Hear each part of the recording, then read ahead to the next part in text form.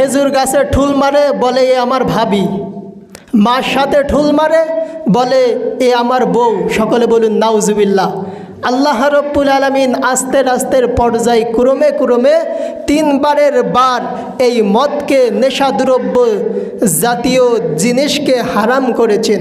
ইসলাম প্রতিষ্ঠিত হওয়ার আগে এই যে মদ, জুয়া, নেশাদ্রব্য জিনিস এগুলো যে বৈধ ছিল, এর প্রমাণ কি? এই সম্পর্কেও আল্লাহ রব্বুল আলামিন কোরআনুল কারীমে সূরা নাহালের 67 নম্বর আয়াত নাজিল করেন। সম্মানিত প্রিয় হাজিরিন, আল্লাহ রব্বুল আলামিন পবিত্র কোরআনুল কারীমে ঘোষণা দিয়ে বলেন, ওয়া মিন সামারাতিন নাখিলি ওয়াল আনাবি তাত্তাখিজুনা মিনহু সাকারাও ওয়া রিজকান হাসানা ইন্না ফি যালিকা লাআয়াতাল লিকাউমিন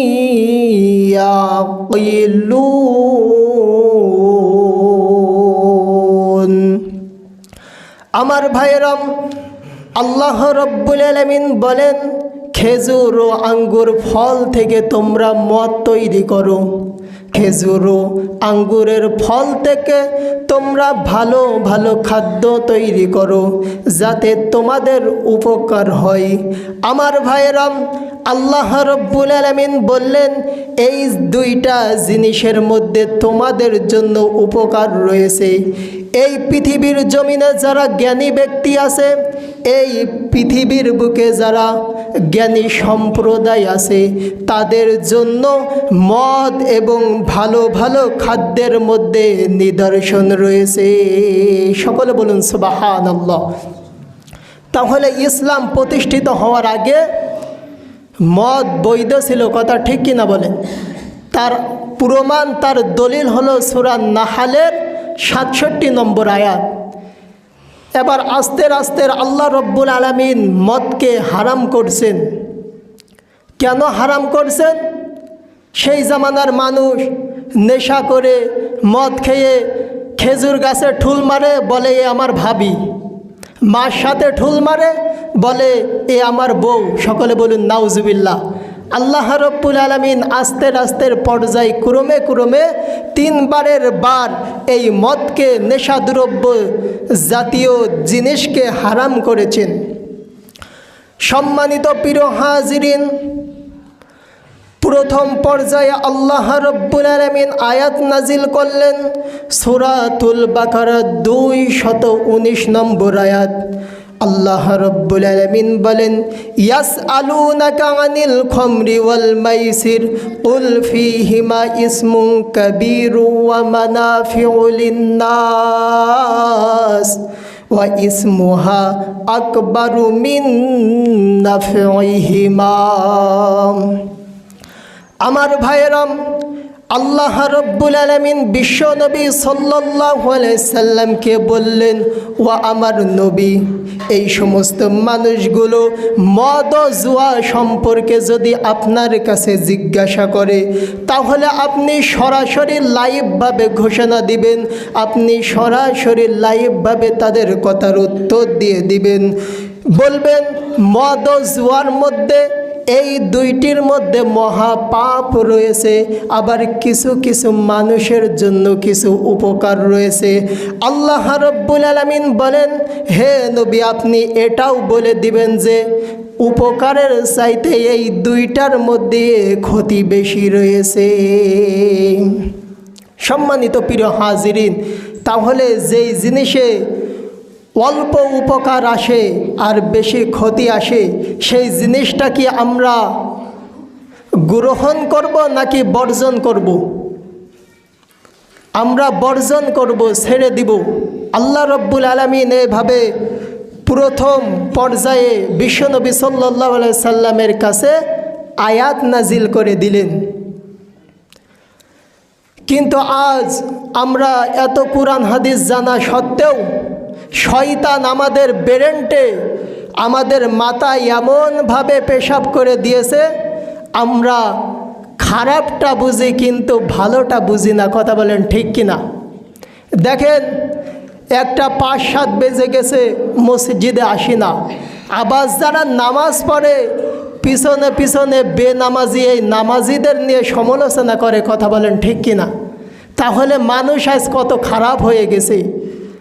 আল্লাহ রব্বুল আলামিন বলতেছেন এই দুইটার ভিতরে মহা পাপ রয়েছে, আবার কিছু উপকার রয়েছে, তবে উপকারের চাইতে ক্ষতি রয়েছে। এভাবে পর্যায়ক্রমে তাদেরকে আল্লাহ রব্বুল আলামিন এই আয়াতের মাধ্যমে বুঝ দান করছে। আমার ভাইয়েরাম, দ্বিতীয় পর্যায়ে আল্লাহ রব্বুল আলামিন আয়াত নাজিল করে দিলেন, ইয়া আইয়ুহাল্লাযীনা আমানু লা তাকরাবুস সালাতা ওয়া আনতুম সুকারা হাত্তা তা'লামু মা তাকুলুন।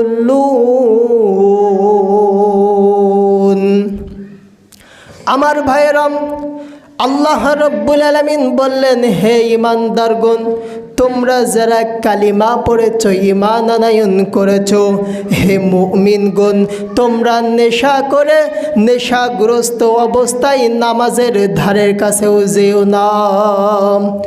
আমার ভাইয়েরাম, আল্লাহ রব্বুল আলামিন বললেন, তোমরা নামাজের ভিতরে যা বলতে থাকো, নিজের বাক্য, নিজের উচ্চারিত বাক্যের অর্থ নিজেই বুঝতে তোমরা সক্ষম নও। নামাজে তারা কি বলে তারা নিজেরাই বোঝে না। মদ খেয়ে তারা মাতলামি করে, নেশা করে তারা নামাজে যে মাতলামি করে, ওরা কি যে বলে ওরা তারা নিজেরাই বোঝে না। আল্লাহ রব্বুল আলামিন বলতেছেন, হে ঈমানদারগণ, তোমরা নেশা করে, তোমরা মদ খেয়ে নামাজের ধারের কাছেও যেও না। আমার ভাইয়েরাম, তৃতীয় পর্যায়ে এবার আল্লাহ রব্বুল আলামিন সম্পূর্ণরূপে মদ ও নেশাদ্রব্য জিনিসকে আল্লাহ রব্বুল আলামিন হারাম করে দিলেন। আল্লাহ রব্বুল আলামিন সূরাতুল মায়েদার 90 নম্বর আয়াতে বলেন, ইয়া আইয়ুহাল্লাযীনা আমানু ইন্নামাল খামরু ওয়াল মাইসির ওয়াল আনসাবু রিজসুম মিন আমালিশ শাইতান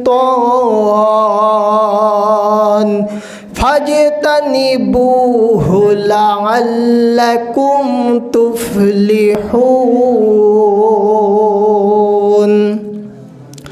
আমার ভাইয়েরাম, আল্লাহ রব্বুল আলামিন বলেন, হে ঈমানদারগণ, নিশ্চয় মদ, জুয়া, মূর্তি, ভাগ্য নির্ধারক তীর ঘৃণিত শয়তানি কাজ, তোমরা তা বর্জন করে ফেলাও।